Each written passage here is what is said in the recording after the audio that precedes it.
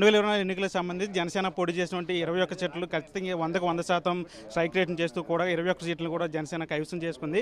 ఆ ప్రస్తుతం నేతలకు సంబంధించిన జనసేన కార్యాలయంలో వారందరూ కూడా కలిసి మాట్లాడిన పరిస్థితి. మనతో పాటు జనసేన నుంచి గెలుపొందినటువంటి తాడేపల్లి నుంచి గెలుపొందినటువంటి బొలిశెట్టి శ్రీనివాసన్ ఆయనతో మాట్లాడే ప్రయత్నం చేద్దాం. సార్ చెప్పండి, భారీ మెజారిటీతో గెలిచారు, ఎట్లా అనిపిస్తుంది? ఇది ప్రజా విజయం. ఎందుకంటే ఈ ప్రభుత్వం మీద తీవ్రమైన వ్యతిరేకత, లంచగొండితనం, భూ కబ్జాలు, పోలీసులతో రౌడీజం, ఈ ముఖ్యమంత్రి సంపాదనే జయంగా ఉండడనే విషయాన్ని ప్రజలు గమనించారు. దీన్ని తిరస్కరించారు.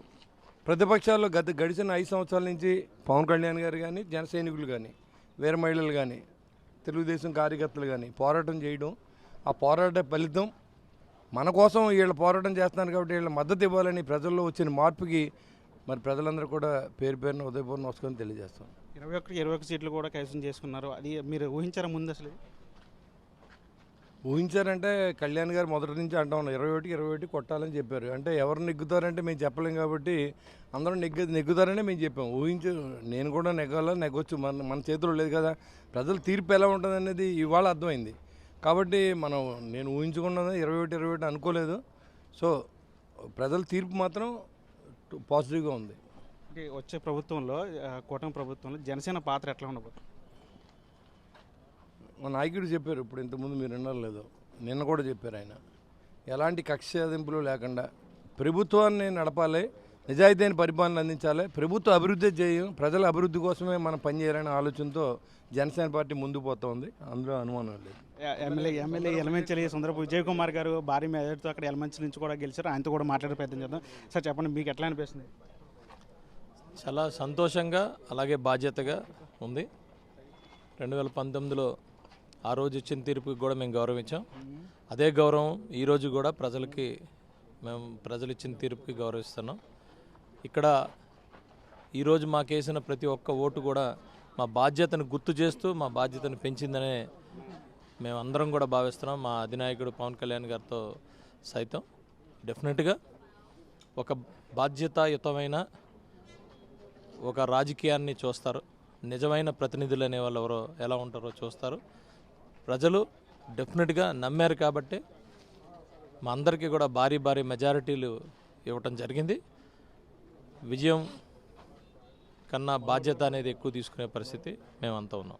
పవన్ కళ్యాణ్ అసెంబ్లీ గేట్ కూడా తాకనని చెప్పారు, కానీ ఇప్పుడు పవన్ కళ్యాణ్ తోటి ఇంకో 20 మంది అసెంబ్లీలో అడ్డుపెట్టబోతామని ఎట్లా అనిపిస్తుంది?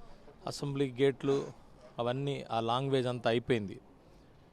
ఆయన ఎంత అంటే ఆంధ్రప్రదేశ్ రాష్ట్ర ప్రజల కోసం ఎంతైతే ఆలోచన ప్రతిరోజు ఎంతైతే మదన పడ్డారో ఈ 5 సంవత్సరాలు, అందులోంచి వచ్చిన నిర్ణయాలు ఈరోజు భారతదేశానికి దిక్సూచిగా అయిపోయినాయి.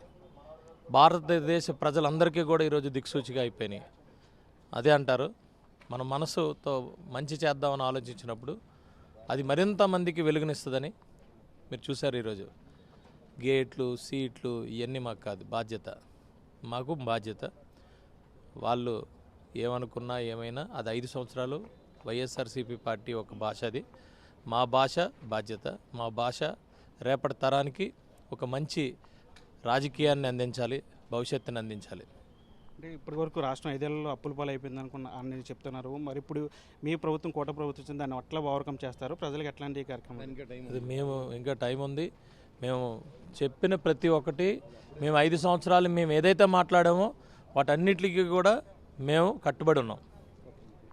ఇది మొత్తంగా జనసేన నుంచి గెలుపొందిన ఎమ్మెల్యేలు అంతా కూడా చెప్తున్నారు. ఖచ్చితంగా ఈ 5 ఏళ్లలో రాష్ట్రం అంతా కూడా అస్తవ్యస్తం అయిపోయింది. ఖచ్చితంగా వచ్చే ప్రభుత్వం, కూటమి ప్రభుత్వంలో జనసేన, టీడీపీ, బీజేపీ కలిసి రాష్ట్రాన్ని అభివృద్ధి పథంలో నడిపిస్తామని చెప్పి ఇక్కడ నాయకులంతా కూడా చెప్తున్న పరిస్థితి కనిపిస్తుంది.